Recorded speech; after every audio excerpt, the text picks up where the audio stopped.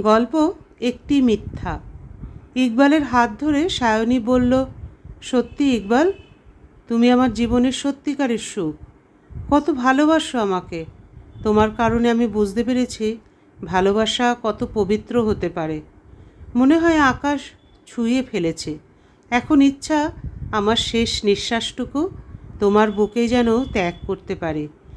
ইকবাল সায়নীর ঠোঁটে আঙুল রেখে বলল, নিঃশ্বাস শেষ হওয়ার কথা আর বলো না সায়নী, তুমি আমার জীবন।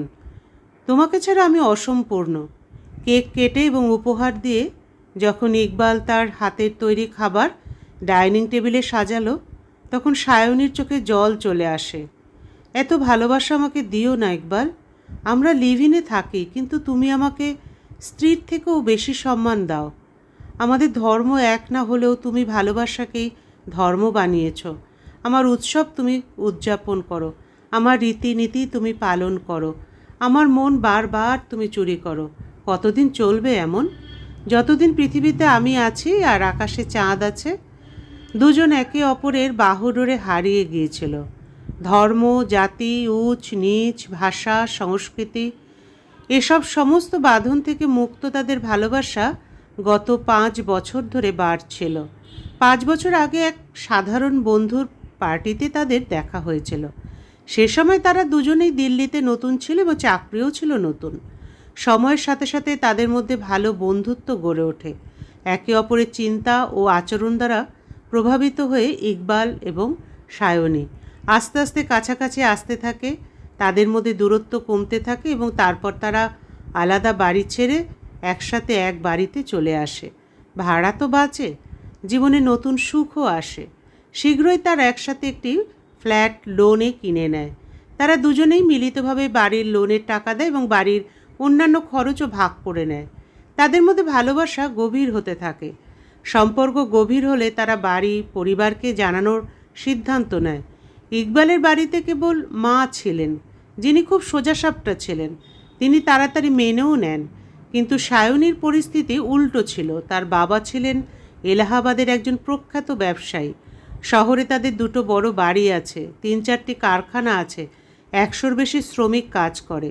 তাদের শান শওকত আলাদা ছিল, টাকার কোনো অভাব ছিল না। কিন্তু সায়নীর বাবা হিমেশ দত্ত ও মা রেণুকা দেবী উভয়ই একেবারে ধর্মপ্রাণ এবং কঠোর মেজাজের ছিলেন। রেণুকা দেবী প্রায় ধর্মীয় অনুষ্ঠানগুলিতে অংশগ্রহণ করতেন। ধর্মের কথা তো একেবারে আলাদা। এখানে জাতি, গোত্র, বর্ণ, কুণ্ডলী সব কিছু বিচার হতো। এমন পরিস্থিতিতে সায়নীর একদম সাহস হচ্ছিল না যে সে বাড়িতে সব কিছু বলবে। একবার দীপাবলি ছুটিতে যখন সে বাড়িতে গিয়েছিল, তখন তাকে বিয়ের জন্য উপযুক্ত পাত্রের ছবি দেখানো হয়েছিল। তখন সায়নী তার বাবার কাছে প্রশ্ন করল, বাবা, আমি কি আমার পছন্দের ছেলেকে বিয়ে করতে পারবো না? বাবা রেগে তার দিকে তাকালেন। তখন মা ওকে চুপ থাকতে ইশারা করলেন এবং বললেন, দেখো মামুনি, তুমি তোমার পছন্দের ছেলের সঙ্গে বিয়ে করতে চাও তো করতে পারো, কিন্তু খেয়াল রেখো যে ছেলেটিকে তার ধর্ম, জাতি এবং সামাজিক অবস্থানে উপযুক্ত হতে হবে। একটু এদিক ওদিক হলে আমরা তো মেনে নেব না। তাই ভালোবাসা যদি করতে চাও তবে চোখ খোলা রেখো, না হলে তুমি তো জানো এর পরিণাম কি হতে পারে। মা, বলে সায়নী চুপ হয়ে গেল। ওর জানা ছিল যে ইকবালের কথা বললে সে নিজেই তার পায়ে কুড়ুল মারবে। তাই তাদের সম্পর্কের সত্যি কথাটা লুকিয়ে রাখাই সঠিক মনে করল। সময় এইভাবেই চলে যাচ্ছিল। একদিন সকালে সায়নী খুব উদ্বিগ্ন অবস্থায় ব্যালকনিতে দাঁড়িয়েছিল।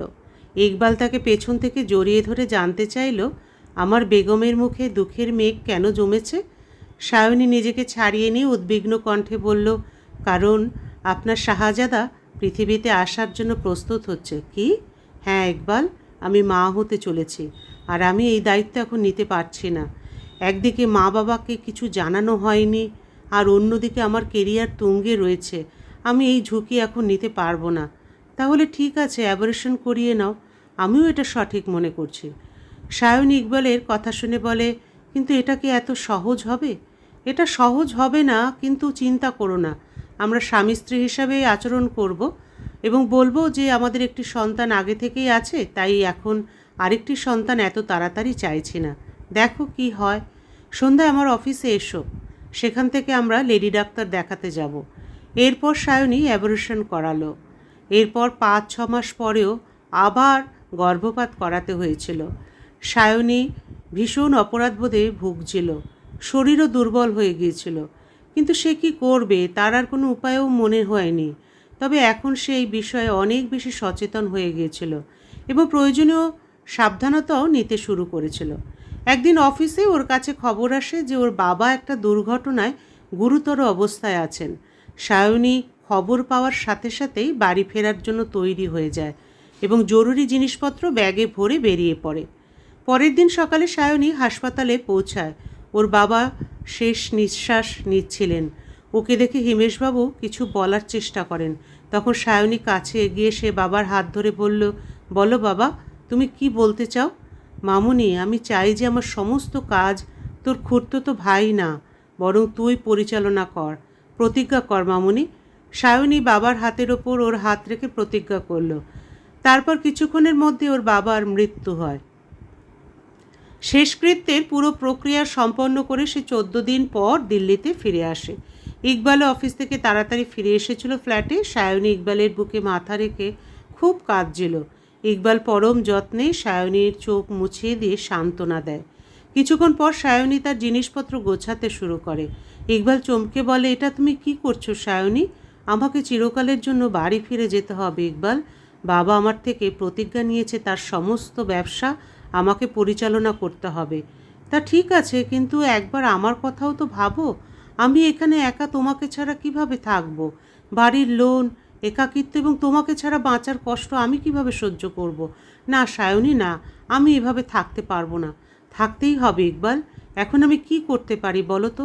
যাবে না তুমি সায়নী, এখান থেকেই তোমার কাজ সামলাও। একটা ম্যানেজার ঠিক করো যে তোমাকে প্রয়োজনীয় তথ্য দিতে থাকবে। ইকবাল, লাখ কোটি টাকার ব্যবসা এমনভাবে সামলানো যায় না। বাবা তার ব্যবসার প্রতি খুবই সৎ ছিলেন। তিনি কোনো কাজই সহকর্মীদের ওপর ছেড়ে দেননি। প্রতিটা কাজে তিনি নিজে এগিয়ে থাকতেন। তবে আজ এই জায়গায় পৌঁছেছেন। আমার খুড়তুতো ভাইকেও বাবা বিশ্বাস করে না।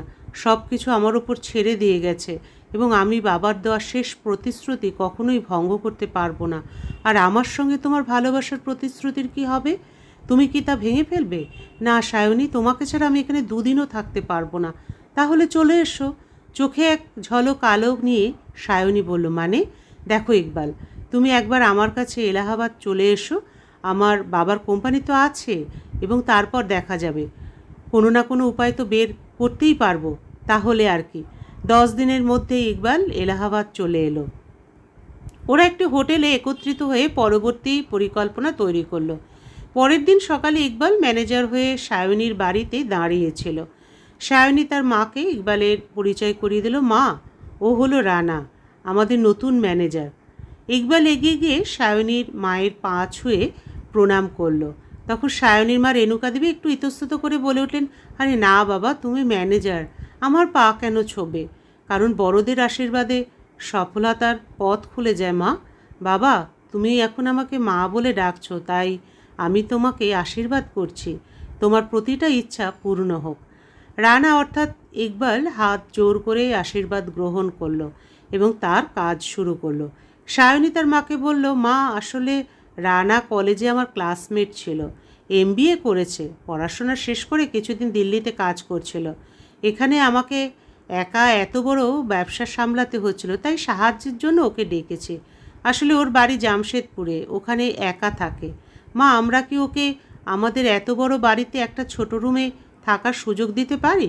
কেন নয় মামুনি, ওকে গেস্ট রুমে থাকার বন্দোবস্ত করে দে। কিছুদিনের মধ্যে ও নিশ্চয়ই নিজের জন্য বাড়ি খুঁজে পেয়ে যাবে। হ্যাঁ মা, বলে সায়নী তার ঘরে চলে গেল। পরিকল্পনার প্রথম ধাপ সফলভাবে সম্পন্ন হয়েছিল। ইকবাল বাড়িতে চলে এসেছিল এবং সায়নীর মায়েরও কোনো সন্দেহ হয়নি।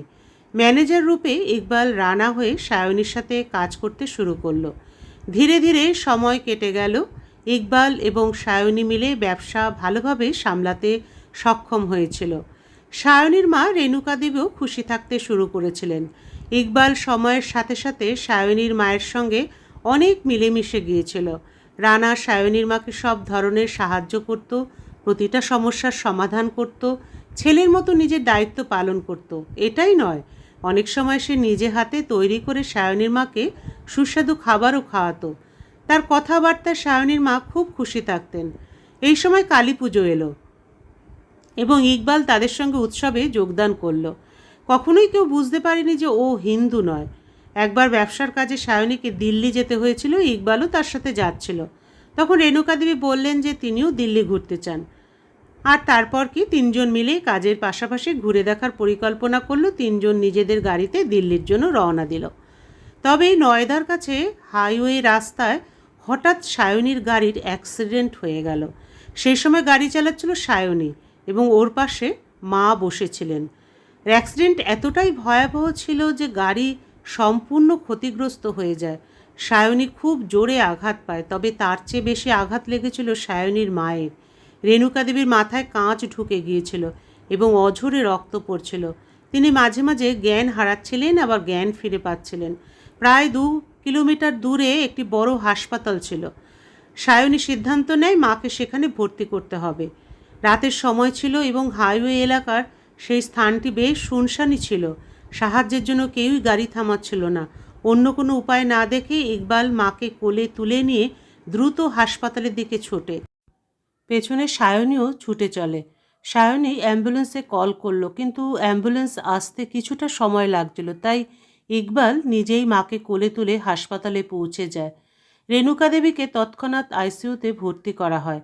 তার রক্তের প্রয়োজন ছিল। সৌভাগ্যবশত ইকবালের ব্লাড গ্রুপ ছিল ও পজিটিভ।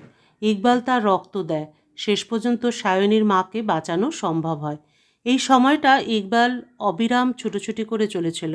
এই ঘটনার পর রেণুকা দেবীর মনে ইকবাল একটা ভালো স্থান তৈরি করে নিয়েছিল।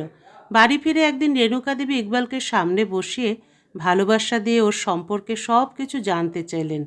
পাশে সায়নী বসেছিল।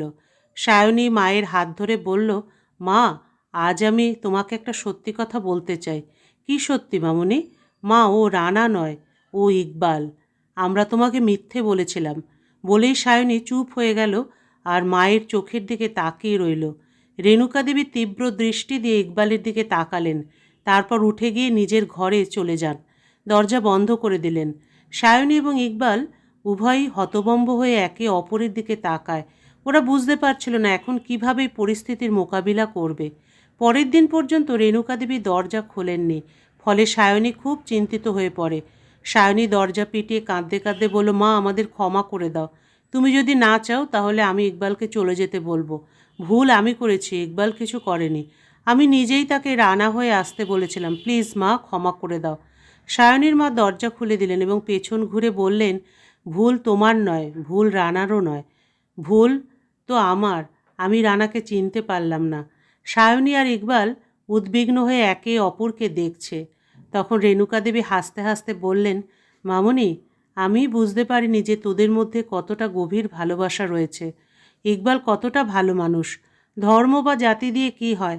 রেণুকা দেবী ইকবালকে বললেন, বাবা, এক মুহূর্তে আমার ধর্মও তো বদলে গিয়েছিল যখন তুমি আমাকে রক্ত দিয়েছিলে। আমার শরীরে এখন তোমারই রক্ত প্রবাহিত হচ্ছে। তাহলে আর কি পার্থক্য আমার আর তোমার মধ্যে? এতদিনে আমি যতটুকু বুঝেছি, ইকবাল একজন সৎ, খাঁটি মানুষ, জীবনসঙ্গী হয়ে থাকার মতো উপযুক্ত ছেলে। এর থেকে ভালো জীবনসঙ্গী তুই আর কোথায় পাবি মামনি? সত্যি মা, তুমি মানতে পেরেছো ইকবালকে? বলে আনন্দে সায়নী মাকে জড়িয়ে ধরল। আজ ওর জীবনের সবচেয়ে বড় সুখের দিন। মা মেয়ের সুখের কান্নার পাশে ইকবালও হাসি মুখে তার চোখের জল মুছছিল। গল্পের সমাপ্তি এখানেই। আবার দেখা হবে পরবর্তী আরেকটি গল্পের সাথে।